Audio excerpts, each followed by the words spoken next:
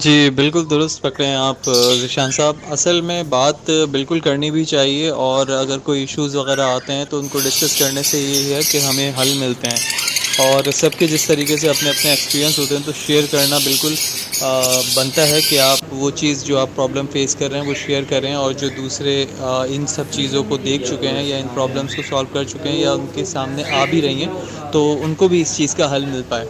तो ह्यूमिडिटी बिल्कुल हर चीज़ जैसे मैंने आपको पहले भी बताई थी, हर चीज़ इफ़ेक्टिव होती है और ये डायरेक्टली प्रोपोर्शनल होती है, भले वो टेम्परेचर हो, ह्यूमिडिटी हो।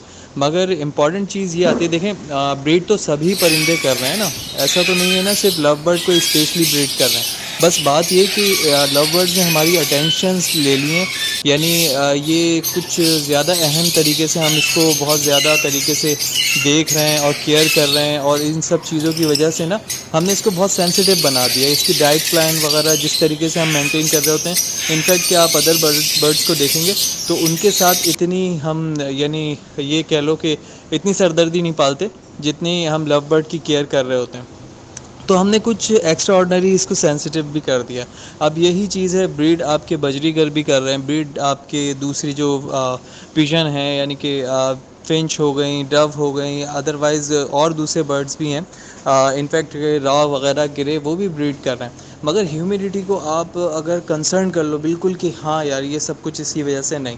बात ये लव बर्ड का इम्यून सिस्टम जो इसका एम्ब्रियो बनता है ना अंडे के अंदर, वो इम्पॉर्टेंट होता है। उसको जो लास्ट स्टेज तक आप लेके जाते हैं, जैसे 21 से 28 दिन का 24 दिन तक के अंदर, तो उस दौरान इसके साथ यानी कि जो पेश आती है, यानी कि फ़ीमेल का रद्द अमल, यानी कि उसको डिस्टर्ब ना किया जाए, क्योंकि हर बर्ड का एक मूड होता है, तो उसको डिस्टर्ब ना किया जाए, उसको जितना ज़्यादा हो सकता है। अब अगर इसलिए बोले जाते हैं पट्ठे पट्ठे लेके पालें आप, तो वो आपके शेड के अंदर बहुत ज़्यादा यानी फ्रैंक होते हैं, यानी फ्रैंकली बिहेव कर रहे होते हैं।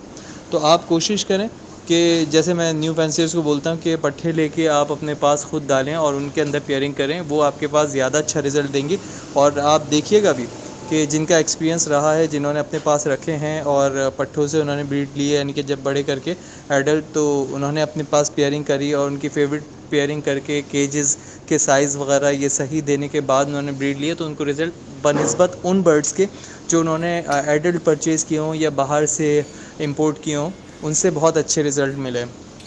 तो बिल्कुल दुरुस्त है आपका, यानी कि बर्ड का इम्यून सिस्टम जितना स्ट्रॉन्ग होगा और वो उतनी ज़्यादा अटेंशन दे पाएगा और ब्रीडिंग सीज़न में आपको बहुत अच्छी परफॉर्मेंस या रिज़ल्ट दे पाएगा। तो बिल्कुल हर चीज़ इम्पॉर्टेंट है, मगर आपकी जिन बातों के अंदर, जैसे कि एक बात आपकी कि डाइट प्लान जितना भी आपका होना चाहिए वो यानी सीक्वेंस मैंने वाइज, यानी अपने कंसिस्टेंटली चलता शेड रहे को जो काफ़ी हद ब्रीडिंग तक सीज़न में कवर है। किया उसके हुआ बाद है। ये है कि आप साइडों नेक्स्ट ब्रीडिंग में, सिस्टम में फ्रंट पे, चेंज कर सकते बैक हैं, यानी कि पे सीज़न मैंने में चेंज जो कर है सकते हैं। फ्लेक्सिस मगर लगाई जब हैं। चल रहा हो पहले तो इस उसको तरह वैसे ही पक्का चलाएं। लगाया हुआ है, बाकी गर्म आप करने के बाद ह्यूमिडिटी का बिल्कुल जो ख्याल रखें, है टेम्परेचर का फ्लेक्सिस ख्याल वगैरह रखें, लगाई बिल्कुल हुई ये हैं, ज़रूरत यानी पड़ती कि है। किसी तरह मगर बिल्कुल हवा आप इसके शेड ऊपर में फोकस ना करें, दाखिल आप ना हो फोकस सके। उनकी लेकिन आपने डाइट अपने के शेड ऊपर कर में लें, कोई उनकी ऐसा दूसरी पॉइंट चीज़ों रखना पे है फोकस कर लें, जहाँ मगर इस पे आपके फोकस करने से कुछ जो ख़ास जहाँ पर फ़ायदा नहीं हवा है। की बाकी अल्लाह क्रॉसिंग बेहतर हो, करने वाला है, यानी कि अल्लाह ताला वेंटिलेशन अपना की क्रॉसिंग हो, करम फरमाए तमाम हवा फैंसियर्स अंदर की पे साइड और जाए और उनके अंदर बर्ड चैट पर। और बाहर वाली अंदर शुक्रिया। जाए।